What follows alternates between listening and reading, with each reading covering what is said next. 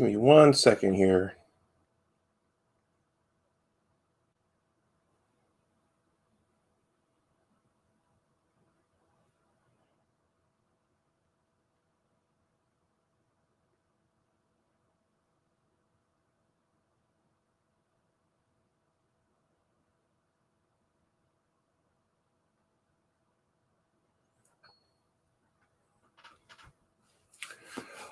All right. Welcome back to my channel. My name is Dr. Anwar Youssef Dunbar. This is Big Discussions 76, Science and Technology. First of all, please like the stream, please share it, and please subscribe. That goes as well if you're watching this on the playback. It is November 11th, 2020. It is Veterans Day, and we have something different and interesting for you. So on this channel, I've done a lot of pre-recorded uploads. I've started live streaming, and all of my live streams have been more, they've evolved to more of the Hangout format where you had multiple people come in. On Sunday, I did a bit of a kind of a lecture on ADME/drug metabolism. Today is going to be more of an informational offering to raise awareness of something health related that hasn't really gotten, as my guests will describe it, hasn't gotten the exposure it probably should have up to this point. So I'm going to give a little quick intro here, and then I'm going to bring my two guests on. So as you know, my background is in pharmacology.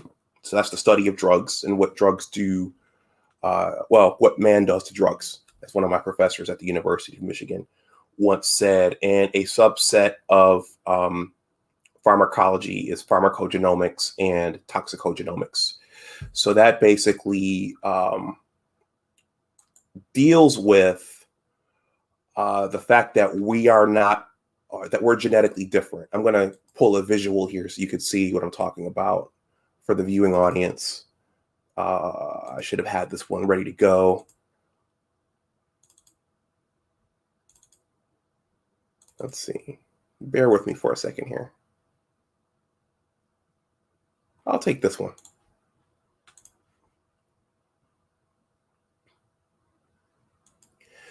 So we're all genetically different.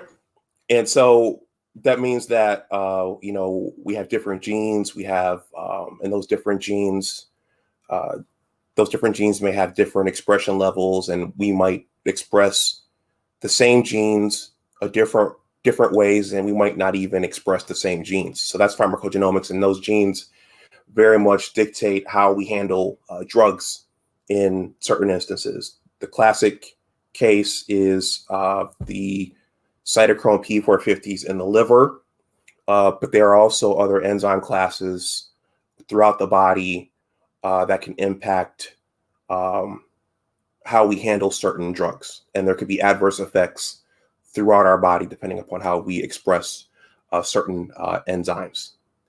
So I stumbled upon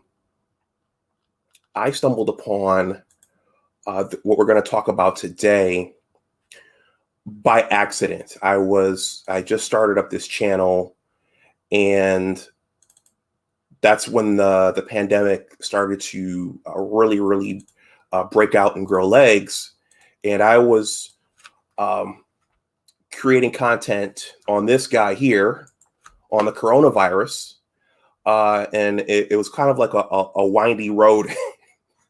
One thing led to another, that led to another, that led to another. And as a pharmacologist, I became interested in the drugs that they were thinking about using to treat COVID-19 at that time. And that led me to these two drugs. One is, one led me to, this is hydroxychloroquine. The chloroquine you just saw, that was transparent, so that's why that looked like that, but it's had a white background. So my journey led me to chloroquine and then hydroxychloroquine. And then after I shot what I thought was a nice, concise, well put together video, someone confronted me in the comments section and said, "Hey, you didn't say anything about G6PD." And I said, "Okay, well, what's G6PD?" So that road kind of led me to the world of G6PD, which is the world of glucose 6-phosphate dehydrogenase, and the fact that there are individuals who are deficient in that, and questions have arisen. Well, there are whole societies and whole groups who are focused on this and who are passionate about this and who are working to raise awareness of this. And they've been looking at the drugs that could cause toxicity because of this deficiency.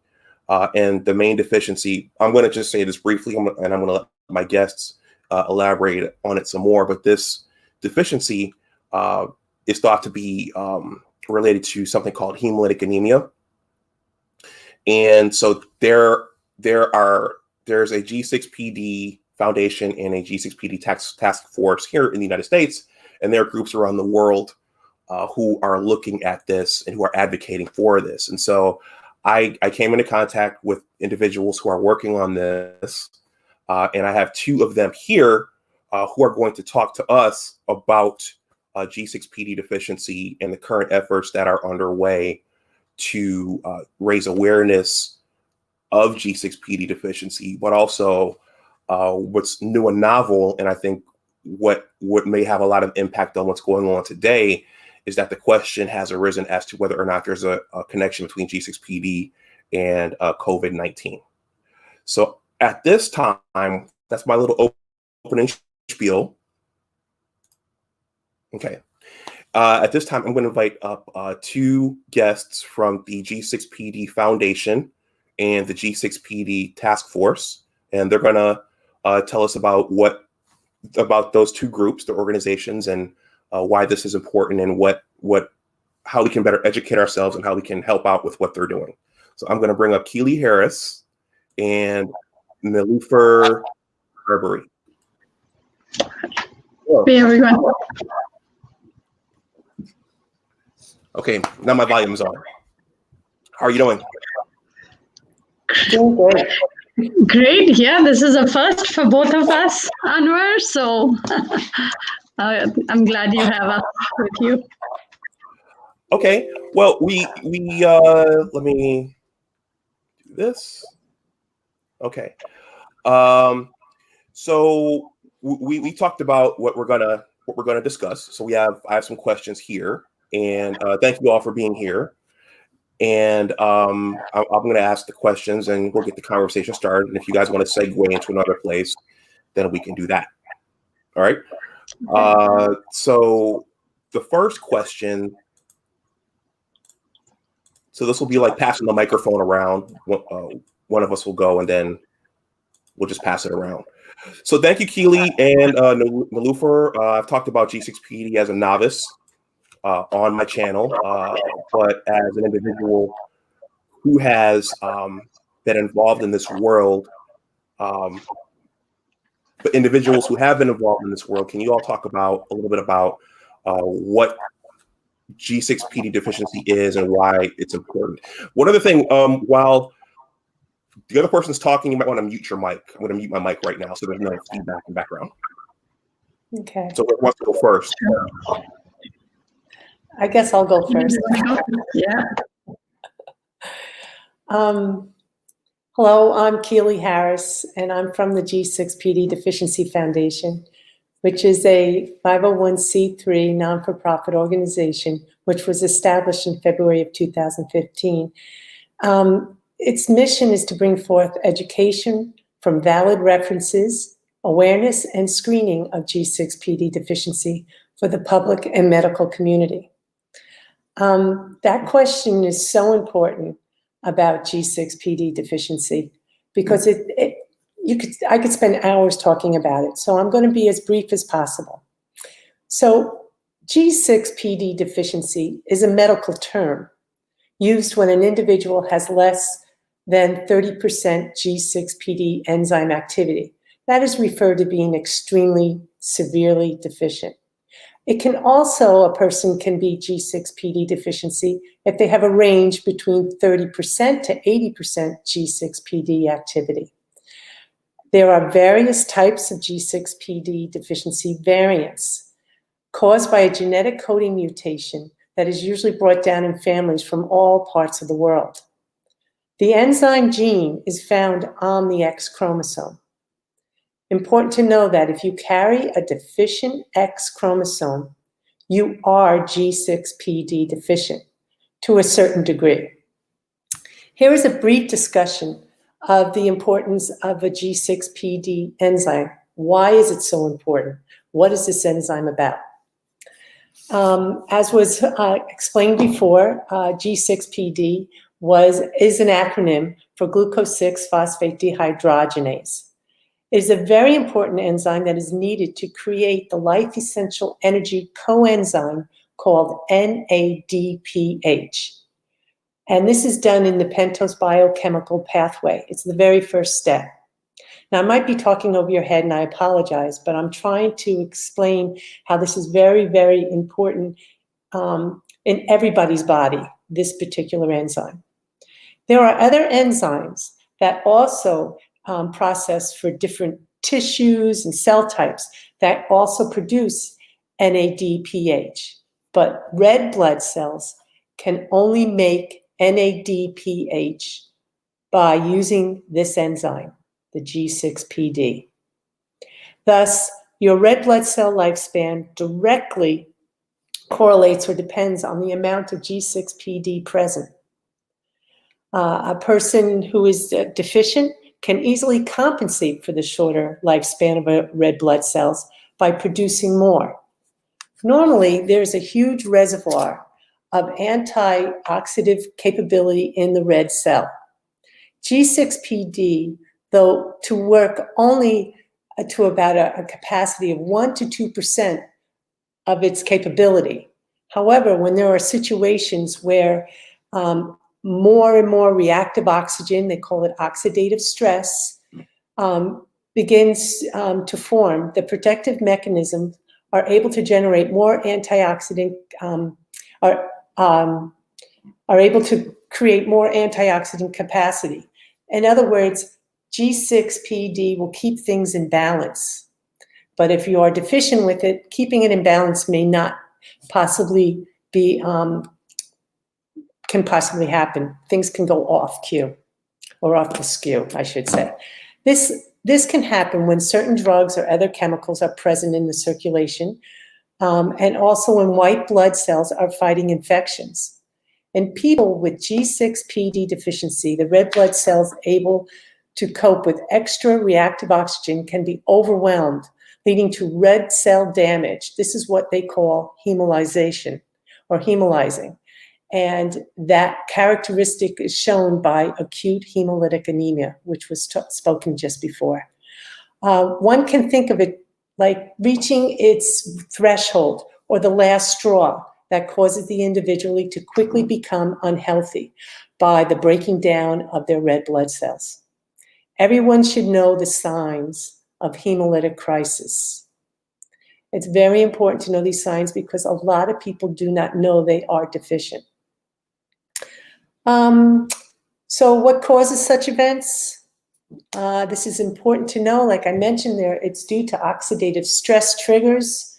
It's interesting though, each G6PD deficient individual will react differently by known factors such as the variant type, the gender of the person, health, and age. These factors, as well as the exposure to certain types of oxidative stress, can cause a person to react or cause a person to reach its threshold quicker than a person who is not G6PD deficient or other deficient known individuals. And just like said before, we are all different. So not every trigger is going to affect everybody who has G6PD deficiency. Known triggers such as infections, certain medications, chemicals, foods can possibly cause G6PD deficient to respond differently to a known trigger at different times in their lifetime. In other words, it's been shown in papers that people have been eating fava beans pretty much most of their life, and then all of a sudden they have a fava bean and they go into a hemolytic crisis. How does this happen? It can happen. As well as there are papers written about children given aspirin, and they've had aspirins many a times, but it was because they had a severe infection. They gave them an aspirin, they met their threshold. So I hope I'm making sense to you, but that is something you've got to think about. It's not so clear, and it's not an exact science. Genes and genetics will never be an exact science. So I think more research has to be done about low hemolyzing. We're always talking about the severe anemic type of hemolyzing, but there's also low hemolyzing going on when somebody is deficient. They're constantly being introduced to triggers that make them start to become, their red blood cells are not happy, I guess is the most easiest way of saying it, and they're not in a full-blown hemolytic crisis, and the body's able to compensate it. And it's been reported that sometimes the deficient person feels kind of out of sorts or foggy-headed, tired, but recovers very quickly and not realizing why. Many times they don't even know that they are hemolyzing. The usual treatment of hemolysis, you can say it so many different ways, is a removal of triggers that causes the crisis. Hospitalization, antioxidant treatments may also help, or an enriched blood transfusion if necessary. So it can get very serious and very severe.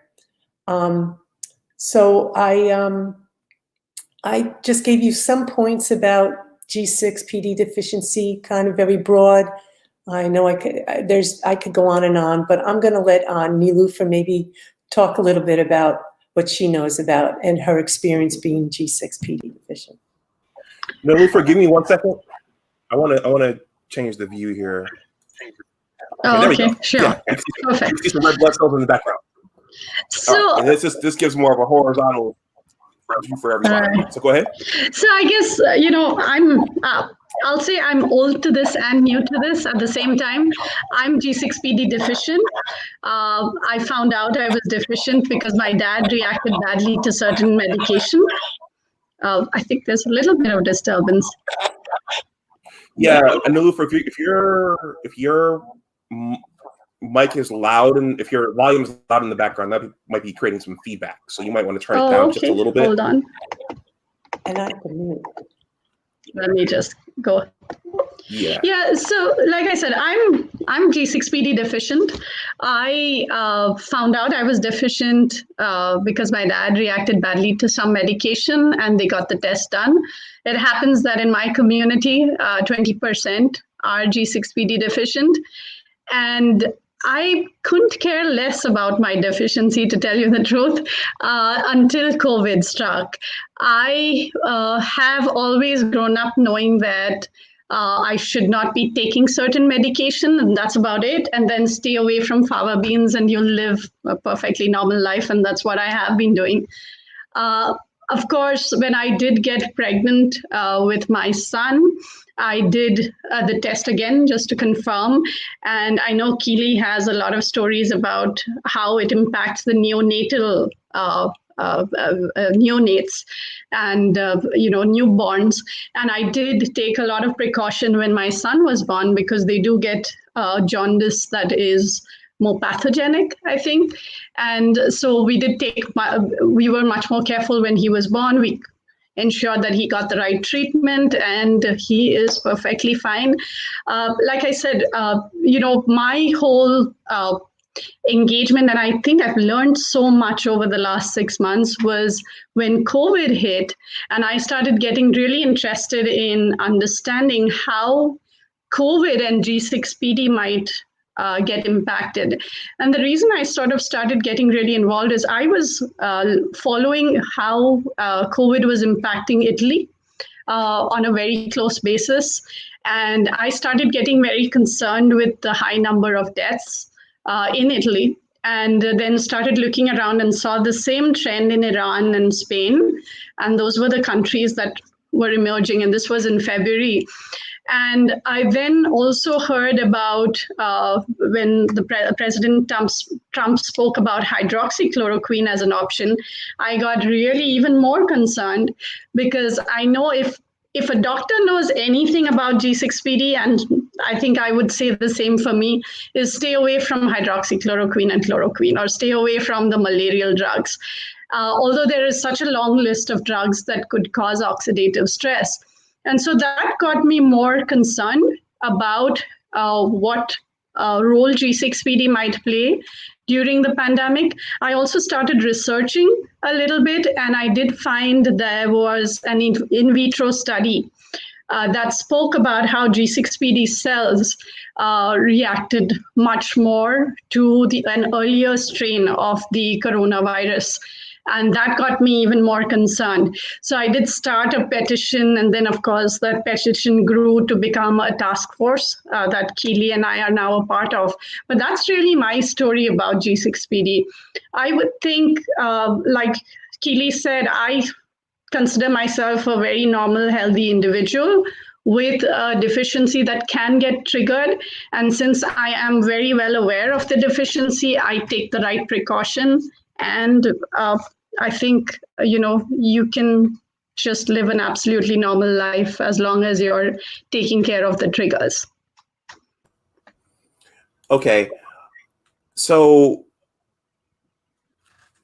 I've talked about G6PD deficiency here on this channel several times, and I had never heard of it. And so I don't even know to this day if I'm deficient in it. You guys have talked about this a little bit already, but what does the general public need to know? Should they run out and get themselves genotyped for it? Keely, you want to go ahead and answer that one? Take that? Okay. Let me mute my mic.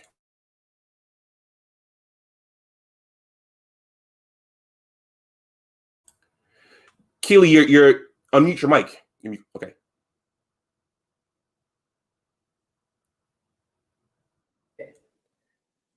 Now you can hear me. That's a very good question. I think the public, there is just so much to understand about this enzyme deficiency that most importantly, one can live a normal, healthy life if they know they are G6PD deficient. It is the not knowing that you are G6PD deficient that can create havoc to your health. So whether or not I'm telling everybody to go get tested, this is something they really need to discuss with their doctor and why they feel that they should be tested. There's other times, like when treatment is given to a patient or drugs or so on, there may be a trigger that could really be very harmful for somebody that is deficient. So it's maybe according to what is going on with your life, or maybe COVID, or, there are reasons why one should be tested, even from the very beginning of life, which I'll explain. You should know that, believe it or not, G6PD deficiency is on the NORD registry, which is the National Organization of Rare Diseases. But this enzyme deficiency is not rare. They say approximately 6% of babies born in USA are G6PD deficient, but it's very rarely diagnosed until a hemolytic crisis event has taken place. We have created an awareness campaign. The foundation has created an awareness campaign, hoping that it becomes like a household term like diabetes, sickle cell, etc., because everybody should know about it to decide for themselves whether or not they should be screened for it. I only heard about this enzyme deficiency when a tragedy took place with my birth of my first grandson. My family consists of scientific researchers, teachers, health providers, and not one of them was aware of this enzyme deficiency. The name alone is hard to remember. Glucose 6-phosphate dehydrogenase, G6PD, it's very, very difficult. And it's briefly discussed in medical schools. and PA schools. It's like 5 minutes, they discuss it. Unless you become unless you specialize in something, like usually pediatrician, they'll cover it a little bit more than that. So there's a lot of things that I think even the medical community needs to know much more about this deficiency than what they have learned from studies that were done in 1950s. So that is something that I feel that the general public must know, that nobody really takes this, it's not taking it seriously. They take it seriously once they know you are deficient, but they don't take it seriously that you should get tested. And I really am not understanding that, especially what had happened to my son. The foundation is currently trying to push for universal G6PD deficiency screening for newborns in the New York State, and then hopefully universal screening nationwide. It has been reported that newborns with G6PD deficiency may have an occurrence of hyperbilirubinemia, which is severe jaundice. Now, jaundice does happen approximately 80% of the population of newborns anyway, so it doesn't mean because your baby's jaundice that your baby is deficient with G6PD deficiency. However, not knowing the jaundiced newborn is G6PD deficient could possibly lead to uncorrectable brain damage known as kernicterus. And this is exactly what happened to my grandson. Kernicterus is a type of brain damage that occurs by severe jaundice, or you could say hyperbilirubinemia. It's a toxin that actually goes past the barrier of the brain. There's a time period of a newborn where they're not fully developed. So it's much easier for toxins like that to pass the brain when you become jaundiced. It affects the motor skill area of the brain first. That's where the bilirubin adheres to. And it usually causes motor skill, movement ability, able to move, and usually causing hearing loss. If it's not treated early, it can cause cognitive brain damage and also lead to death. So it's not to scare you, but there are reasons why every baby born should be screened for G6PD deficiency. Because what happens is, with this perfect storm that happened to my own grandson within 3 days of his life, his jaundice was mistaken to be normal physiological jaundice event. Kernicterus caused by G6PD deficiency would have been avoided if the medical providers knew that the baby was G6PD deficient by screening him at birth by a simple blood test. The treatment protocol for hyperbilirubinemia would have been different with such knowledge, because they would have known he was deficient, and they do have a different protocol. So I really think it's kind of a question of what's important about G6PD deficiency. I know that usually a doctor will ask if you have a Mediterranean background or if you have an African background. There are different areas of the world that are more concentrated with this deficiency. But in America, we are a mixed salad bowl, and there's a lot of genetics that have been interbred or mixed and so on from years ago. So by looking at a person or asking what they believe their background is really not the answer to decide whether or not you should be screened for G6PD deficiency. And Keely, I just want to add, I think we've discussed this before, I'm almost the exact opposite side of the spectrum. And that's why it's so important to know that you are deficient, because, I think, again, there's quite a lot of disturbance, right? Maybe me. Oh. Okay. Yeah, I'm gonna mute. Okay. So I am literally the other side of the spectrum, and I'm so glad, and I feel for Keely and her family, because my doctor was well aware, my neonatologist, my son's neonatologist, was very well aware of G6PD, and in fact has been championing neonatal tests in India, where my son was born. And he was, throughout the pregnancy and during delivery and after delivery, we were well aware that if it is a boy, at that time we didn't know, that he would be deficient because I'm deficient, and he would need the right treatment. And I am so happy and grateful for that, because I have a very happy, healthy, normal son who's able to just enjoy and live life to his fullest. And besides the neonates, of course, and G6PD having such a huge impact, it also could potentially have a huge impact when triggered with different medication and different drugs. And just being aware of the status of the fact that I am deficient and I need to stay away from some drugs. I do understand sometimes it's a give and take, and you have to look at the risks and benefits.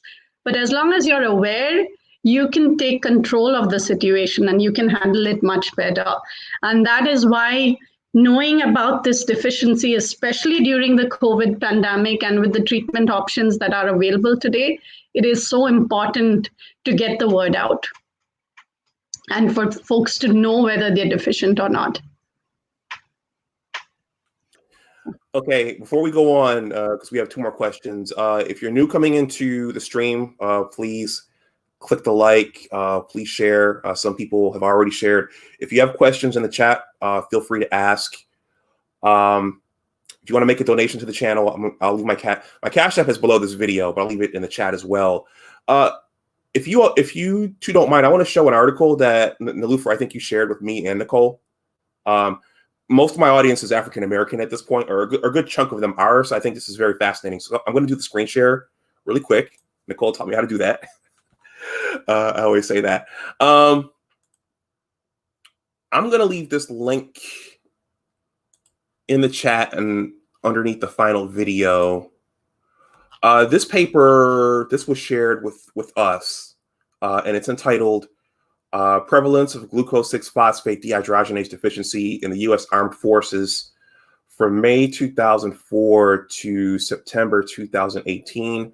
I'm going to leave the link so viewers can look at it themselves. But what stood out to me about this, I'm just going to focus on this column right here, of the soldiers or servicemen and women they sampled. For those G6PD deficient, for non-Hispanic Blacks, it's 9.5%, which is, the highest group out of the greatest number of all these ethnic groups. And I think looking at table 2, I haven't looked at this in a couple of weeks, so I'm kind of tiptoeing my way through it. So for this group here, G6 deficient males and females, Black, Hispanic, non-African, once again, this demographic is leading the other ethnic groups. I'm not saying that our people are the most affected, but I think this shows that there may be a lot of people walking around with this who don't know that they're walking around with it. I think that's the take home. I'm going to leave that link in the chat right now in case anyone wants to copy it and read it. And I'll stop the screen share. And do either of you want to say anything about that? So it's folks from Mediterranean backgrounds. It's folks from African backgrounds. There's a lot of studies out there in looking at the different backgrounds. Yes, in USA, it has been reported in many different papers. It ranges between 10 to 12% of Black African Americans have this trait, okay, have the deficiency. It also states that particular variant, they actually call it there's actually I could look it up, but I don't have it off the top of my head. This particular variant is an African variant, and it does not respond or react to a lot of triggers like some other variants do. So a lot of times you don't even realize you have it. Sometimes you get a little foggy, or what I was talking about before, you may have low hemolysis going on, but you may not go into full-blown anemic unless you are a certain drug or something that will kick it in, or your threshold is lower, or for whatever reason. So that is something that is positive, is that the variant, not that it's weaker, it just doesn't react as strongly as other variants. Now, the Mediterranean variant is known to be really, really, they react severely to a lot of triggers. And so, like I said earlier, it really, the way the individual will react is really according to what kind of variant you have, your age, your gender, and also your health. So it's not that, but it is surprising, and I was surprised. The reason why we are 6% babies are born in USA, a lot of that is due to the Black African Americans that are being born in USA. It definitely attributes to that, to make that a 6% population. So I hope I'm clear about what I'm saying, and it's a concern. It's a concern. This is what I'm saying, that, and the Nick Salad Bowl, a lot of people don't really understand. A lot of us are mixed with a lot of different genetics from the past. We have no idea what our grandmother and grandfather did. We have, we're human. So I'm not trying to be funny about this. I'm just trying to be realistic. That genes are genes, and I think we all should be concerned and get screened for this. That is really, I feel, important, no matter what your ethnic background is. Yeah, and it's interesting because there's so much of discussion and research and awareness about sickle cell. G6PD is a very similar polymorphism. So it's an evolutionary trait to take care of malaria, to help us resist malaria more effectively, and therefore can be found in populations with ethnicities from malarial backgrounds. So you'll see the Mediterranean, African descent, Mediterranean descent, which I happen to sort of have those genes, although I am from India, and then South Asian, the Asian groups as well. So any malarial region will have this genetic evolutionary mutation, and it actually benefits in some ways. I also recently, after I started the task force and after we've been reading up so much, is that you actually have an advantage to cancer as well, which is something new. I did not know that, but it's your body's way of adjusting to the environment and looking at a more evolutionary sort of mutation, but it has its downsides. It has its downsides, especially with triggers like medication and like viral infections as well, anything that causes oxidative stress. And that's what Keely mentioned about earlier. It was recently a couple of papers I read about sickle cell. 30% of the population of sickle cell has G6PD deficiency. So, they're like double whammy, but they probably know they're sickle cell, but I'm sure a lot of them do not know that they are also deficient.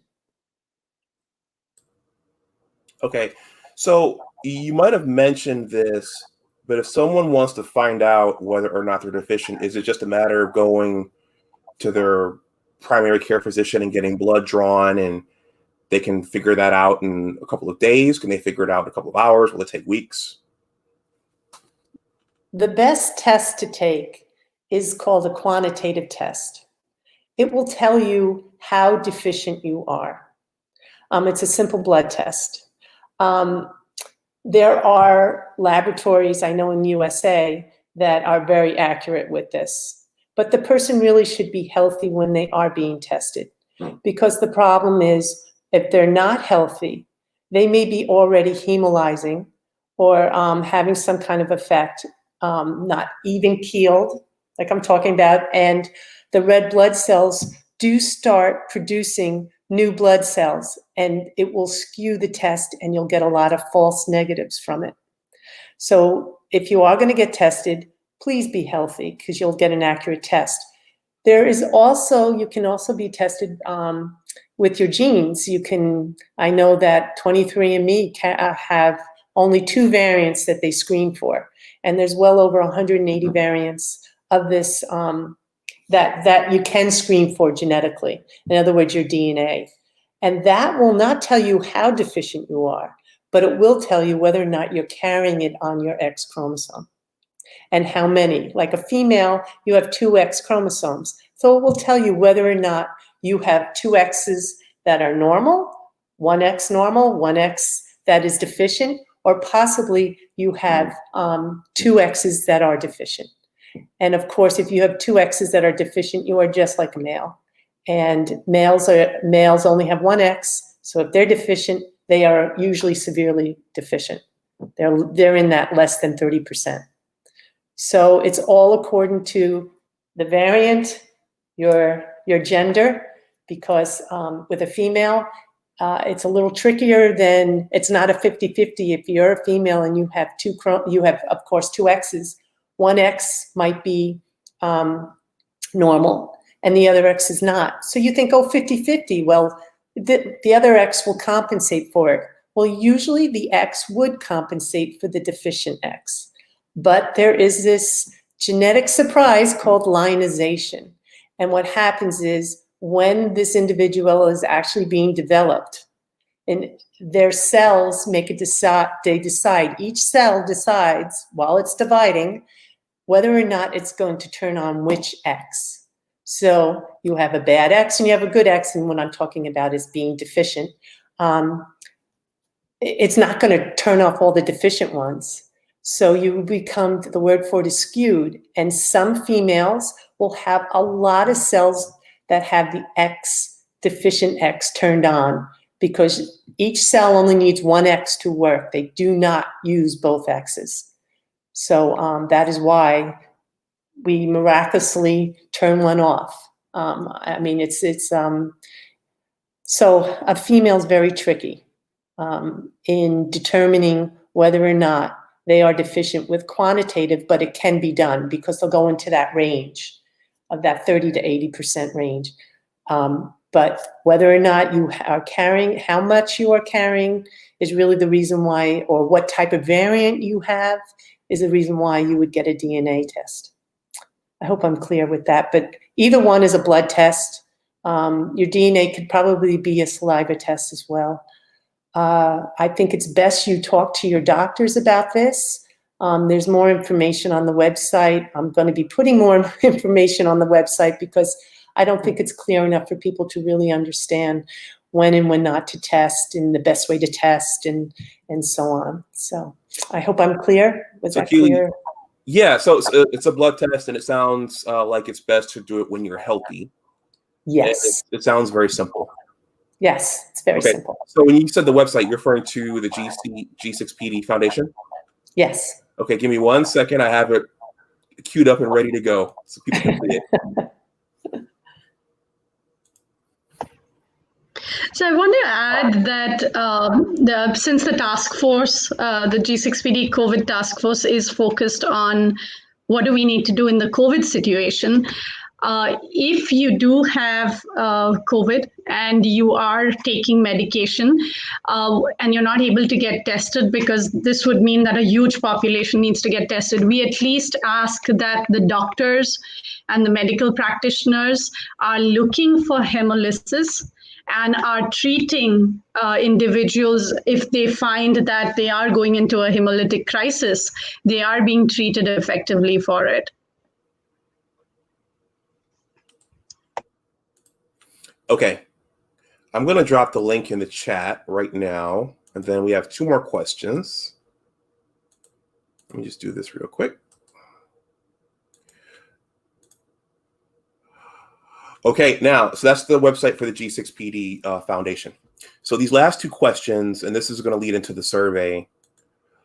Can you talk a little bit about where this potential connection with COVID-19 came from? As we were talking, I was just thinking that I know everyone's been hit by it, but I know that minority communities have been hit pretty hard by it, and it's been attributed to lifestyle, quote unquote. But if no one's looked at this deficiency, that could easily be explained by the deficiency as well. There may be a lot of people walking around who are G6PD deficient, and they're getting more hemolysis and more acute respiratory stress. So where did the whole connection or potential connection come from? I think Nilufer had addressed this a little earlier, and what happened with the foundation was we started receiving numerous contacts from the public asking if they were more prone to severe COVID-19 outcome because they are G6PD deficient. When someone knows that they are G6PD deficient, they know that an infection can cause a hemolytic event or crisis. It can make the person run down. They're more run down. They're fighting the infection isn't as easy as it is for somebody that is not deficient. So I'm getting all these emails, and then I started, the foundation started realizing that there was a trend, like Nilufer said it, that severe outcomes were initially happening in the world in the same place of concentrated populations of known G6PD deficient people.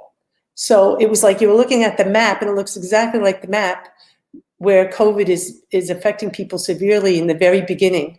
And it was like, wow, this is the same map as the map you look at when they show you where these G6PD deficiency populations are around the world, the heavily populated areas.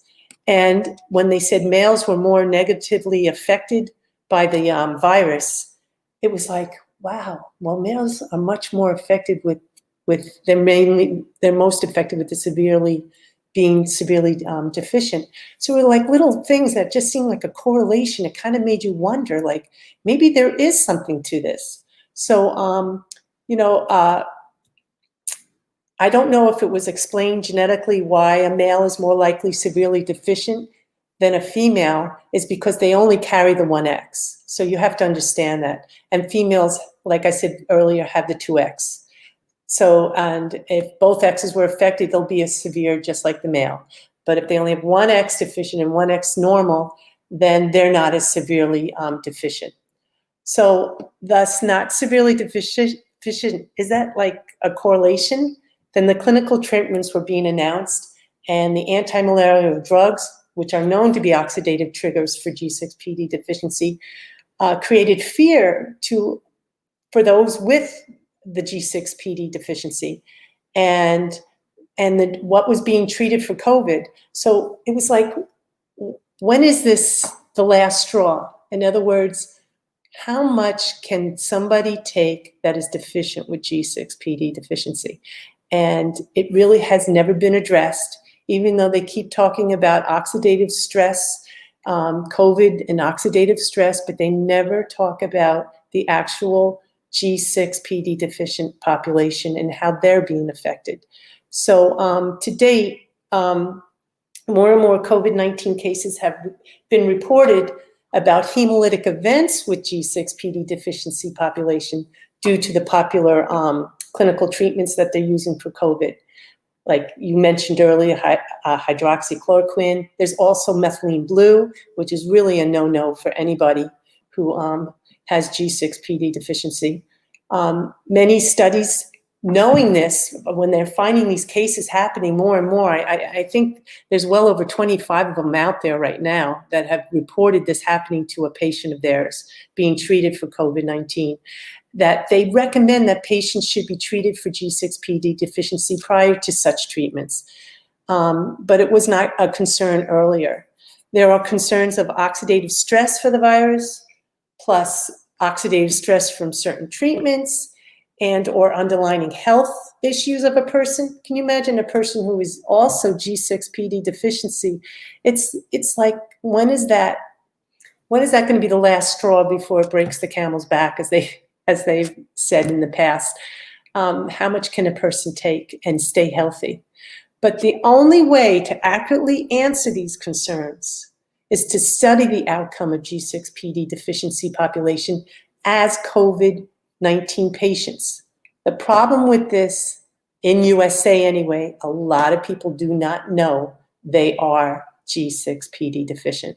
So there is a problem with this. Absolutely. So interestingly, I'm the living example of just an individual with a regular life getting very concerned about G6PD and COVID. And like Keely said, initially, and I think Keely, maybe your mute might help. Thank you. So initially, when COVID hit, exactly like Keely said, and I'm not the only one. Keely's not the only one. There were so many people around the world thinking exactly the same thing. Thinking, why is it hitting the malarial-prone regions? Why are males more impacted than females? And then, for me, what also struck me, two more things was, why are we looking at a mass distribution of hydroxychloroquine and chloroquine for folks that may not be aware and may be impacted even more? And how the in vitro study that I believe it's done in Taiwan, that actually shows that G6PD cells are more impacted by an earlier strain of coronavirus. That really, all those things put together, got me very concerned. And what I did was I sent a note. I found someone online from NIH, and I sent a note to Dr. Fossey saying I'm very concerned, and I hope we are taking G6PD into consideration. And my sister, who happens to be a postdoctorate from Columbia University, was like, if you really want to make a difference, one voice is not enough. You really need to have a number of voices to start raising this as a concern. And that's when you will be taken notice of. So I started a petition. That very day, I started a petition on this topic. And through the petition, I got to meet amazing people, including Keely, and a lot of folks around the globe that had very similar concerns. In fact, there's a research couple on our task force that had already done research and had already found from a biochemical pathway perspective how the G6PD enzyme could play a role during COVID. My petition reached G6PD forum group moderators in Italy. Keely saw the petition and responded to it, and a number of doctors, scientists from around the world responded. So I basically manage organizational change and transformation initiatives, and I thought this would be a real change initiative that we could drive that will really make an impact, because this is affecting such a large population and can actually make us manage this pandemic much more effectively. So right now we have a team that's based out of France, Italy, Belarus, Senegal, South Africa, India, US, and UK. And we all meet on a regular basis and try and see what can we do to really create more awareness, make sure that the drug options that are being provided are managed effectively, especially for populations that might be G6PD deficient, and call for more research. Because while in theory and in vitro, there is a correlation, and we're talking about COVID causing oxidative stress. G6PD individuals go through oxidative stress. So there's a lot that we can talk about in theory. We really need clinical research to tell us if this is really impacting the community, and if it is impacting the community, then how much is it? And I can tell you, if you go to my petition and look at the comments, it is really heartfelt, and it's really touching, because there's so many families with children with this deficiency, folks who have lost their loved ones with this deficiency with COVID. And it's really, there's a huge population out there that needs the world to take this a little more seriously and sort of acknowledge the G6PD community. Because while we can be absolutely healthy otherwise, these triggers can cause really fatal outcomes. And Keely is living that with her grandson on a daily basis. And people are having very tragic impacts of COVID. We don't know if it's G6PD or not, but we want those answers. And that's the important part. And that's the reason why we started this task force. So Okay, before we get into the survey, I want to show a comment here, and maybe we can just go over this again really quickly. This is from this gentleman, and he says, "I really don't understand the triggers. I've been trying to figure this out since the Army told me back in 2010. Thanks for the links." So the triggers, so there are some natural triggers like fava beans, right? Okay, and some medications. There's actually a very small list. It's not complete, but it's one of the major lists that are known to cause the majority of hemolytic crisis or anemia, and that is on the website. And it's all. And there is also a website in Italy that has gone much more in detail with what drugs and so on, and actually making it okay, maybe okay, and definitely not okay. So the list on my website is definitely not okay. It doesn't have the complete list, right? The foundation, I'm hopefully I can get this person to contact the dietitian that we have just joined board on our foundation. And she herself is also deficient. And this is her goal in life, is to be able to give anybody with G6PD deficiency a way of living normally and healthy. So I'm so excited to have her on board. And you can definitely find her as well on the website. Looking under the board, you can contact her by email, and she could probably help him out tremendously in any questions that he has, because there is so much to learn from it. And but there are resources out there. They're just not always complete, and it changes because, like I said, there's a lot of times that people just don't meet that threshold. And then all of a sudden, one day that threshold is met, and then they have to look at that particular medicine or drug and say, maybe this does cause the hemolyzing of the red blood cells. So. And, I, being deficient myself and knowing about it for the last 20 or 25 years, I wasn't aware of Keely's organization, but I did use the G6PD.org organization that has a lot of the medication. They have it listed as high, medium, and low risk. They also have an app that I recently downloaded that can tell you which drugs are okay and which drugs are not okay. And like Keely said, this is evolving. And, from a food perspective, I always thought I just had to stay away from fava beans, maybe stay away from blue coloring, and probably soya, right? And I have seen a trend that soya does impact me a little more than others.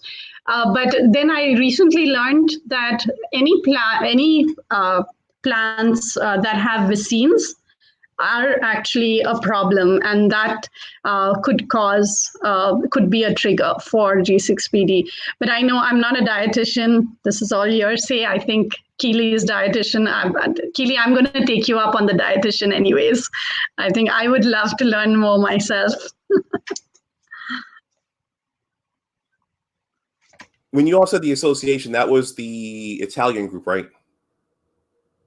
Okay. Yes. I'm just going to briefly show their list of drugs. I mean, just, sure. And I'll leave the link in the chat if anyone wants to go to it. Sure. So let me look at this.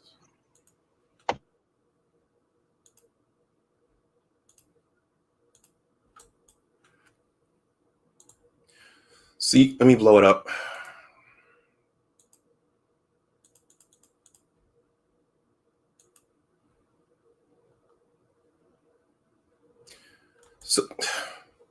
So this is the G6PD Association. They have an extensive drugs list, and I think they have some foods over there as well.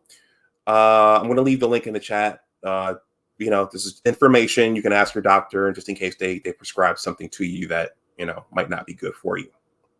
So I'm going to stop that, and we're going to go to the last question. So I'm going to get this link.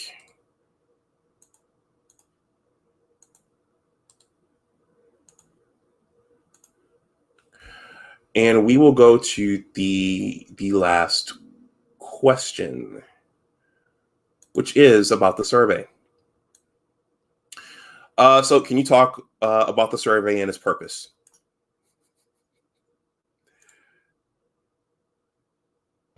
Keely, you want to start?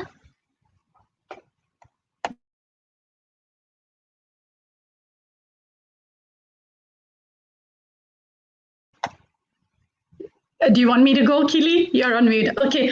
So I must say thanks to Keely and all the great work that she's been doing, and hats off to her. She's been at this for the last so many years. I'm a novice. Keely had made some inroads into NIH, and before we started the task force, and we actually had the director of NIH, one of the laboratories of NIH, talk to us as a part of the task force, and they're looking at a rare disease survey where they're looking at multiple genetic and genetic diseases as well as rare diseases that could be impacted more by COVID. And one of our main charters of the task force is to be able to get more research done in this area to really understand for us, like, do I have this superpower during COVID that I won't be impacted, or am I even more vulnerable and therefore should be sheltering more and taking more precaution? And we just don't know. So it is really, really important for us that we have some clinical research done and some studies done to really understand in real time, because the human body can react so differently. While we can hypothesize that there is a correlation, while we can talk about in vitro studies, in real time with actual people, how is COVID impacting the G6PD community? And I was so glad that NIH did consider G6PD as one of the rare diseases. So we did work a little bit with NIH to provide some contribution from the task force in terms of what we thought would be relevant. And NIH has recently published this survey, and they're looking for enrollments. When they talk about enrollments, they are looking for folks who have had and who have not had COVID, but know that they are deficient. So if you are deficient, I would request that if you can, if you feel comfortable, please fill up that enrollment survey, because it will help the G6PD community at large to really understand what is happening and whether there's been a more severe outcome during COVID or a less severe outcome. Now, this survey can be filled up by anyone, anywhere in the world, and can also be filled up on behalf of someone that you know. So I would request everyone to go in and take a look at that survey. Right now, unfortunately, while NIH has added G6PD as a part of the survey, we do not have enough numbers to draw any statistical conclusion. So we really need folks to enroll so that we can all, from a larger community perspective, really understand how G6PD is being impacted by COVID today. Keely, you want to add there? Yes, when I started receiving all these emails, the foundation asking me, should I be concerned? What is going on with COVID and G6PD deficiency? And I realize, I wonder if they're the people that will fill out the survey. I'm not understanding that if somebody needs to know the science, well, then it's time to step up to the plate. It's really time for those who have the deficiency to take the survey, to get involved in the research, so these answers can can happen. We don't have the answers. We can't just, like Nilufer said, we cannot look at things with in vivo or research in a laboratory to say, oh yes, this virus is really affecting those that are G6PD deficient. A body is so much different than it is than what takes place in a petri dish in the lab. It does help you give answers or directions of where to go with your research, but we really need you to take this survey. Your survey will help determine the truth of G6PD deficiency and COVID-19 outcome. So I hope you or if you know somebody that has the deficiency, to take this survey. It's very important. Thanks, Keely. I just saw a comment there saying, I'll take it. Thank you so much. I've taken the survey myself. It is fairly simple, has basic information that you provide. They will be decoding your information. You do share personal information, but they will decode it before using it for larger studies. So I am really, really keen that we have enough numbers that NIH can draw a statistical conclusion and can help give us all the answers that we're looking for, because that's basically what it is. Me and I think there are 7,000 people on the petition now. And Anwar, I can share the link if you don't have the petition link. There's 7,000 people that have signed the petition, and we all just need the answers more than anything else. Okay, I don't know that I have the petition link. I just dropped the link to the survey in the chat so people can go, and it's also below this. It's going to be below this video as well. Right. Okay. And so you all are looking for individuals who are identified as being G6PD deficient. So if someone who has it, they can fill out the survey. And if someone is a relative of someone who has it, they can fill it up. Do it for them. Yes. Yeah. Okay. Yeah. And if anybody needs the link, they didn't get it tonight, or they need it for some reason or whatever, you can always contact me at the foundation. And I'd be more than happy to send you the link for the survey. And it should be on the website as well. Hopefully. If not, it will be tonight. Okay, just 1 second. Nilufer, this is the petition? No. This is the petition, but let me give you a better link. This link is just too long. I'll find another link for it. Yeah, you're going to overwhelm the chat. It's going to freeze on it. Let me find one. I'll find one. Yeah.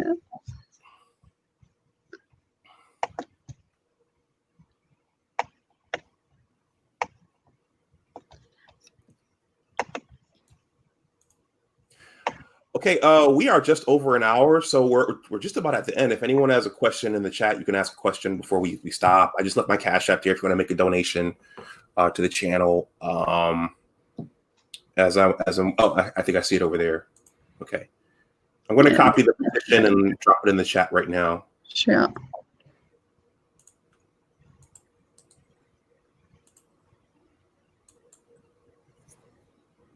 Okay, that's for the petition. And so Nilufer, one more time, the petition is to get more research dollars for G6PD, or the idea is to create more awareness, and actually the petition is doing that already. It is creating awareness. Just by sharing the petition, you're creating awareness. We do post a lot of updates, whatever research we find, any emerging research on the topic, I'm sharing that on the petition. And the idea is to get more research done. As part of the task force, we have sent out an open letter to WHO. We're still waiting to hear from them, but we have requested for more research. And there's been some research that our members have done already that has been published, and we share that as well. So, but I think today's focus is more enrollment for the NIH survey. If you'd like to fill up the petition, please do as well. I think it will help in the long term. But I think where Keely and I are coming from is, we've been asking and shouting our lungs out saying, please do more research on this area. And now that NIH is doing it, we don't have enough enrollment. So, we really need people to provide some information so they can do some good analysis and help us out with We what's want to help happening. you. We want to help the population. Right. So. Okay. Well, we are just about at the end. Those are all the questions that I had. Do you ladies want to say anything else before we conclude? Because I know we're planning for this to be the first of many talks, and there's some data that some of your colleagues have been generating in this area. So this will probably be the first of many. But do you have any parting comments or anything else you want to say? I just want to thank you so much for this opportunity. Really, we need to get the word out, the awareness, and this is going to be so helpful because the more people are aware of this, the more energy will be behind us to get the answers done, and also more research. And also people maybe will understand why sometimes they just don't feel well. And I think, Dr. Anwar, I must say, I was, and I think I put it on my Twitter feed as well. You were one person that actually read the comments and acted on it. And I haven't seen a lot of social media influencers do that. So I am extremely grateful for you to reach out and take action and look at what we had to say. So I really appreciate that. We do want to have more sessions with you. We have scientists on our task force that have hypothesized the role and the biochemistry of how the G6PD enzyme plays a role in COVID. We'd like to bring them on. We also have scientists who have looked at and researchers that have looked at safe and unsafe drugs that are being used for COVID treatments. We would love to share what we've learned over the past few months with the team. So just create more awareness and help people manage the pandemic much more effectively. We also have a Facebook page that we recently opened up for a larger audience. Otherwise, it was really restricted just to the few in the task force.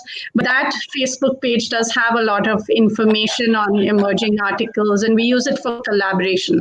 So if anyone wants to learn more about the research in this area, I would say it's more emerging research and more theory right now than anything else. Yeah. But, you can join the Facebook group as well if you like. But thanks so much. Like I said, you were the one that took action, and we really appreciate that. Thank you. Okay, well, thank you for letting me help out in any way possible. I like to say on this channel that science is about it's not about ego. It's about wanting to learn more. And if your idea or your conclusion was wrong, you have to be able to update and revise your conclusion. And in this instance, it's about saving lives. So, yeah. I want to thank everyone who watched the stream live. If you're watching this on the playback, all of the information we discussed, including the survey and the G6PD Foundation website, those things will be in the description box below. Please like the video, please share it, please subscribe. Look out for more of these. Me and Keely and Nilufer will be talking offline, and so you'll be hearing some more about G6PD. With that, we'll stop. As always, I like to say that your attitude determines your altitude. Take care, and we will talk to you the next time. Okay. Thank you so much. Thanks, everyone. Bye-bye. Bye. Thank you.